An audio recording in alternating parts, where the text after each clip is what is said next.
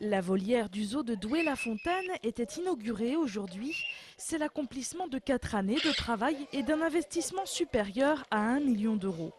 Grande d'1 hectare, la volière abrite pour l'instant une centaine d'oiseaux rupicoles, c'est-à-dire qui aiment vivre dans les falaises. Ibis rouges, haras, spatules et vautours à tête rouge se partagent le territoire sans cage. Car c'est l'intérêt de cette volière qui est désormais la plus grande d'Europe. Les oiseaux cohabitent ensemble sous un filet d'acier placé à 20 mètres du sol.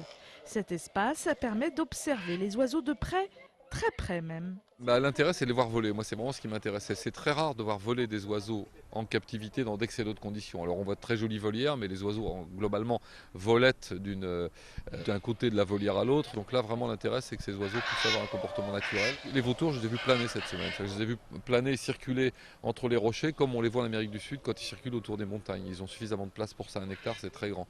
Et visiblement, ce concept séduit.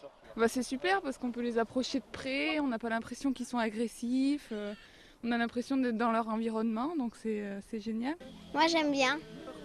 Parce que ça nous permet de mieux les voir.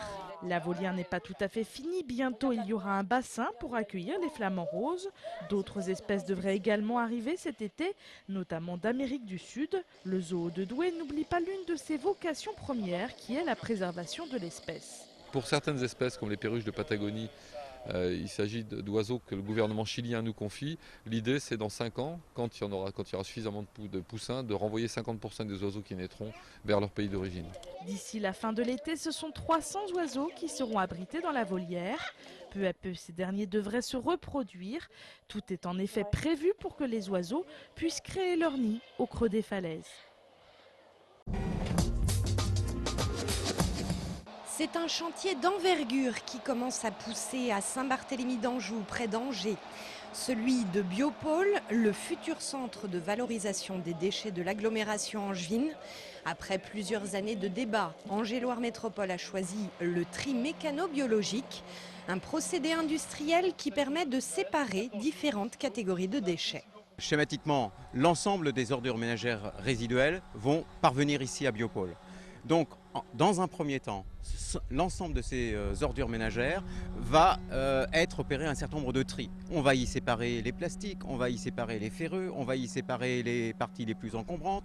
On va séparer donc différentes fractions de ces déchets. Chacun d'entre eux suivra ensuite une filière de valorisation adaptée. Les déchets fermenticibles, c'est-à-dire capables de se dégrader rapidement, restes alimentaires, déchets verts, permettront de produire notamment du gaz naturel et du compost. Et les déchets ultimes seront enfouis. Fini bientôt donc l'incinération, mais pour le président de l'agglo, cela implique une chose.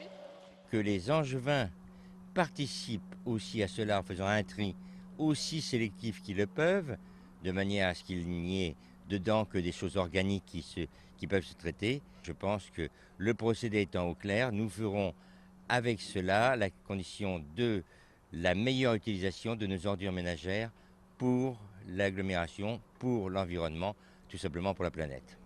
Biopôle devrait être mis en service à la fin de l'année prochaine. L'opération a été chiffrée à 54 millions d'euros.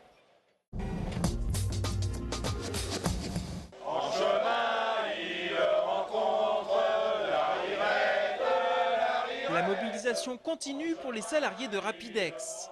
Le personnel de l'entreprise, qui doit licencier 31 salariés sur 56, était cet après-midi boulevard Foch à Angers. Ils ont donné de la voix pendant qu'une réunion se tenait en l'absence du PDG du groupe à l'hôtel Mercure. Le bras de fer avec la direction continue donc toujours pour négocier les conditions de départ des futurs salariés licenciés. Bonne nouvelle pour la Soviba, l'abattoir situé au Lion d'Angers va connaître une belle évolution puisque le groupe Terrena Viande va engager un investissement de 28 millions d'euros sur 5 ans. Le but est d'augmenter la capacité d'abattage qui passera de 2700 à 3000 bovins par semaine. Les effectifs ne devraient pas évoluer. Rappelons que le site emploie pour l'instant 700 personnes.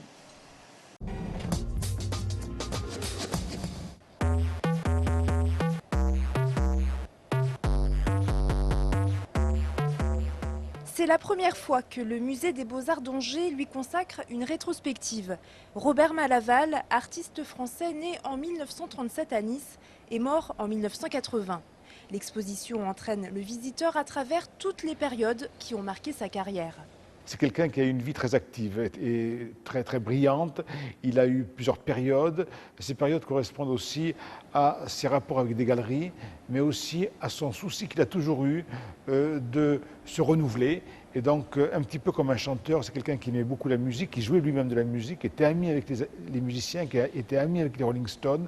Donc, chaque exposition était une sorte de show ou d'album. Et donc, une fois que l'exposition était terminée, il passait à autre chose, il faisait une autre peinture.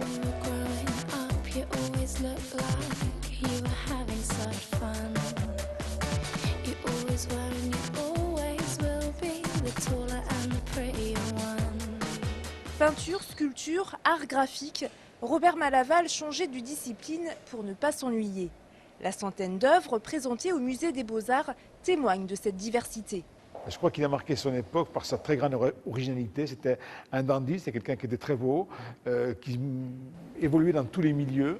Donc ce n'était pas quelqu'un qui voulait être uniquement peintre, c'est quelqu'un qui voulait vraiment participer à la vie, à la mode, à la musique. Et donc il a vraiment dépassé le milieu de la peinture. Et ça, c'est tout à fait nouveau dans les années 80. L'exposition Robert Malaval est à voir jusqu'au 25 octobre au musée des Beaux-Arts à Angers.